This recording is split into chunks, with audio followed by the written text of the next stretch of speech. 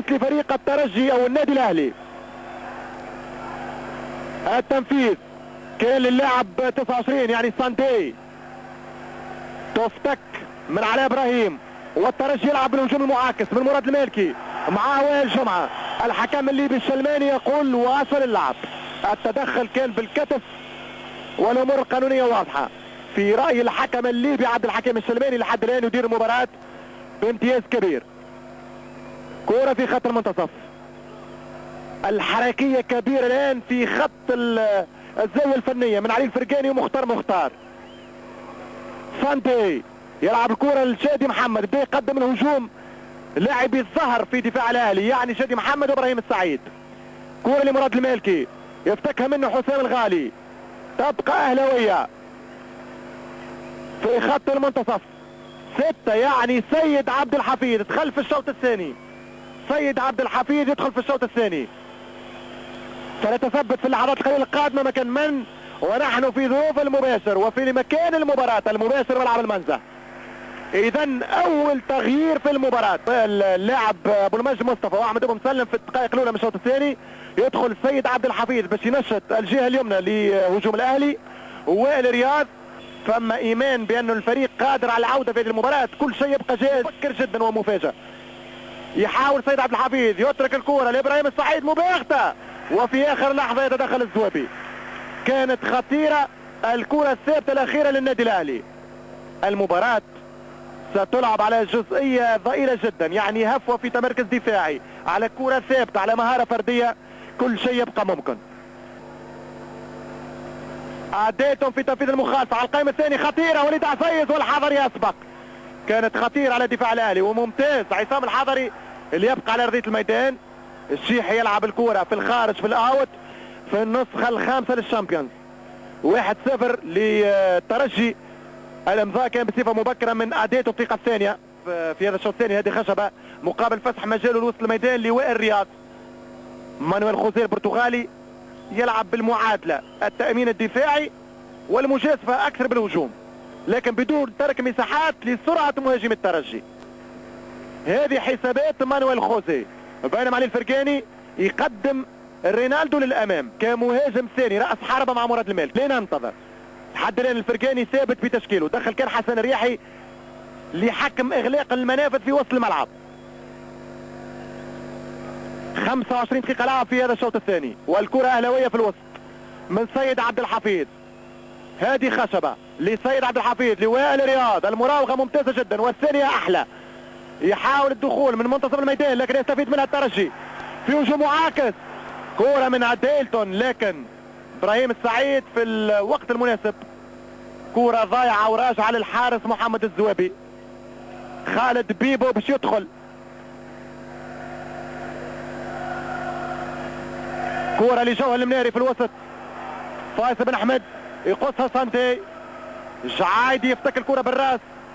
رينالدو ما يلتحقش بالكرة، وفي الاخير هي تماس لمصلحة الاهلي. وقبل التماس يخرج هادي خشبة ويدخل خالد بيبو صاحب 3 اهداف في بطولة ابطال افريقيا هذه الموسم. الركنية للنادي الاهلي. سيد عبد الحفيظ ترفع من الشيحي في التماس، صاحب تسديدات قوية. الان التوزيع التماس على الطريقة الانجليزية من شادي محمد. ارتباك كبير في دفاع الترجي، واخر لحظة يتدخل على ابراهيم، وهجوم معاكس من مراد المالكي. التمرير ما فيش اوف سايد، يمشي اللاعب رينالدو، والخطأ على وائل جمعة.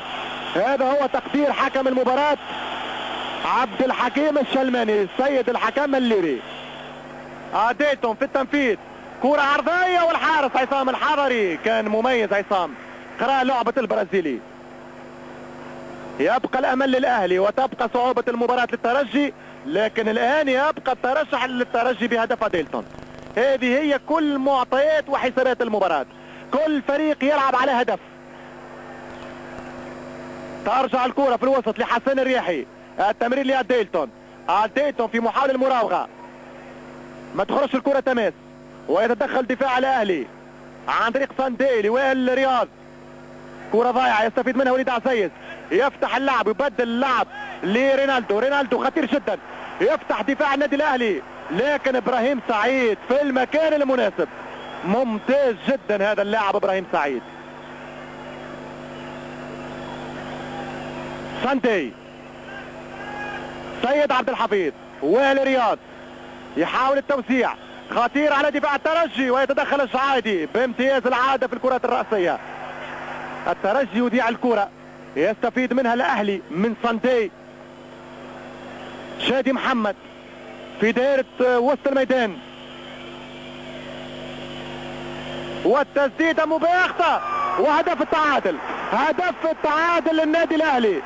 كانت كرة مباغتة جدا، لوب يرفع الكرة بالحارس الزويبي. التوقيت 31 دقيقة لعب في زمن الشوط الثاني. فرحة كبيرة جدا في جماهير الأهلي وفي اللاعبين وبنك الفريق. 1-1 في الإعادة. سنستفيد من صاحب هدف التعادل وائل جمعة، يخرج الكرة ترجع من الدفاع وليد عزيز، وأظنه سيد عبد الحفيظ. سيد عبد الحفيظ يغالط الحارس الزويبي. 1-1 هدف في وقت مهم جدا للأهلي.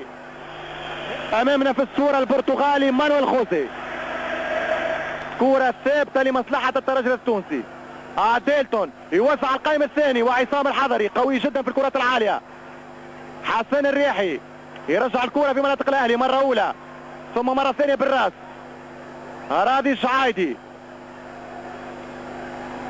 تبقى الكرة للأهلي في هجوم معاكس خطير جدا.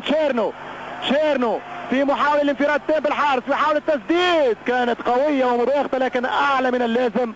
ضربة مرمى للترجي. محمد علي حامد مهاجم ينتظر لحظات القادمة للدخول. ديلتون في مناطق الجزاء، خطيرة كانت مميزة جدا على دفاع الأهلي وخطيرة في نفس الوقت. معين الشعباني بس يخرج ويدخل ماهر كنزاي على ابراهيم، ينقل اللعب في مناطق الترجي، يلقى له المساحه لانه الترجي الكل في الهجوم 3 ضد 3. كوره من شيرنو ما يتعداش، تفتك الكوره من معين الشعباني والهجوم الخاطف المعاكس للترجي. يبدل كوره رينالدو، الترويض بالرجل اليمنى بذات الرجل، يحاول التوسيع او المراوغه. رينالدو خطيره والحارس عصام الحضري يسبق الجميع.